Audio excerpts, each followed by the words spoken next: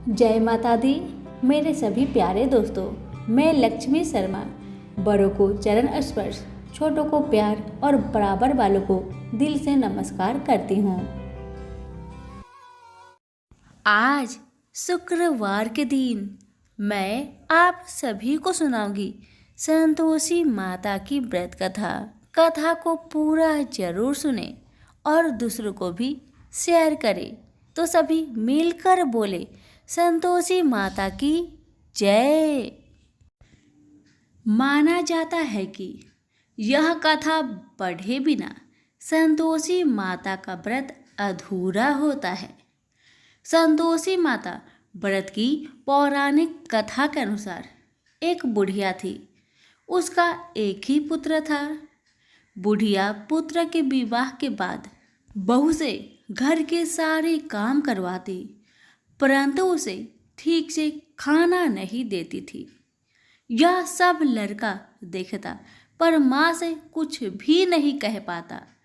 बहू दिन भर काम में लगी रहती, उपले थापती, रोटी रसोई करती, बर्तन साफ करती, कपड़े धोती और इसी में उसका सारा समय बीत जाता। काफी सोच विचार कर एक दिन लड़का माँ से बोला, माँ, मैं परदेश जा रहा हूँ। माँ को बेटे की बात पसंद आ गई तथा उसे जाने की आज्ञा दे दी। इसके बाद वह अपनी पत्नी के पास जाकर बोला, मैं परदेश जा रहा हूँ, अपनी कुछ निशानी दे दो। बहू बोली, मेरे पास तो निशानी देने योग्य कुछ भी नहीं है। यह कहकर वह पति के चरणों में गिरकर रोने लगी। इससे पति के जूतों पर गोबर से सने हाथों से छाप पड़ गई। पुत्र के जाने के बाद सास के अत्याचार बढ़ते गए। एक दिन बहू दुखी हो मंदिर में चली गई। वहां उसने देखा कि बहुत सी स्त्रियां पूजा कर रही थी। उसने स्त्रियों से व्रत के बारे में जानकारी ली तो वे बोली कि हम संतोषी माता का व्रत कर रही है। इससे सभी प्रकार के कष्टों का नाश होता है।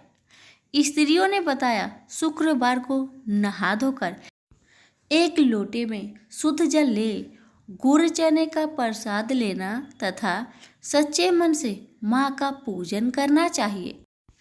खटाई भूल कर भी मत खाना और न ही किसी को देना। एक वक्त भोजन करना। व्रत विधि सुनकर अब वह प्रति शुक्रवार को संयम से व्रत करने लगी। माता की कृपा से कुछ दिनों बाद पति का पत्र आया। कुछ दिनों बाद पैसा भी आ गया। उसने प्रसन्न मन से फिर व्रत किया तथा मंदिर में जा अन्य स्त्रियों से बोली, संतोषी माँ की कृपा से हमें पति का पत्र तथा रुपया आया है।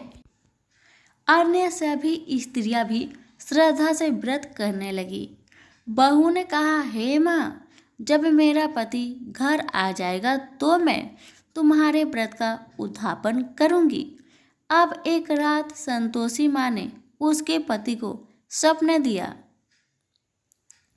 और कहा कि तुम अपने घर क्यों नहीं जाते। तो वह कहने लगा, सेठ का सारा सामान अभी बिका नहीं है, रुपया भी अभी नहीं आया है। उसने सेठ को सपने की सारी बात कही तथा घर जाने की इजाज़त मांगी, पर सेठ ने इनकार कर दिया। माँ की कृपा से कई व्यापारी आए, सोना चांदी तथा अन्य सामान खरीद कर ले गए। कर्जदार भी रुपये लौटा गए। अब तो साहूकार ने उसे घर जाने की इजाज़त दे दी। घर आकर पुत्र ने अपने माँ व पत्नी को बहुत सारे रुपए दिए। पत्नी ने कहा कि मुझे संतोषी माता के व्रत का उद्यापन करना है। उसने सभी को न्योता दी, उद्यापन की सारी तैयारी की। पड़ोस की एक स्त्री उसे सुखी देख ईर्ष्या करने लगी थी। उसने अपने बच्चों को सिखा दिया कि तुम भोजन के समय खटाई जरूर मांगना। उद्यापन के समय खाना खाते खाते बच्चे खटाई के लिए मचल उठे तो बहू ने पैसे देकर उन्हें बहलाया। बच्चे दुकान से उन पैसों की इमली खटाई खरीदकर खाने लगे तो बहू पर माता ने कोप किया। राजा के दूत उसके पति को पकड़कर ले जाने लगे। किसी ने बताया कि उद्यापन में बच्चों ने पैसे की इमली खटाई खाई है तो बहू ने पुनः व्रत के उद्यापन का संकल्प किया। संकल्प के बाद वह मंदिर से निकली तो राह में पति आता दिखाई दिया। पति बोला, इतना धन जो कमाया है उसका कर राजा ने मांगा था। अगले शुक्रवार को उसने फिर विधिवत व्रत का उद्यापन किया। इससे संतोषी माँ प्रसन्न हुई। 9 माह बाद चांद सा सुंदर पुत्र हुआ। अब सास, बहू तथा बेटा माँ की कृपा से आनंद से रहने लगे। तो सभी प्रेम से बोलिए संतोषी माता की जय हो। कथा पसंद आने पर लाइक, शेयर, कमेंट जरूर करें। धन्यवाद।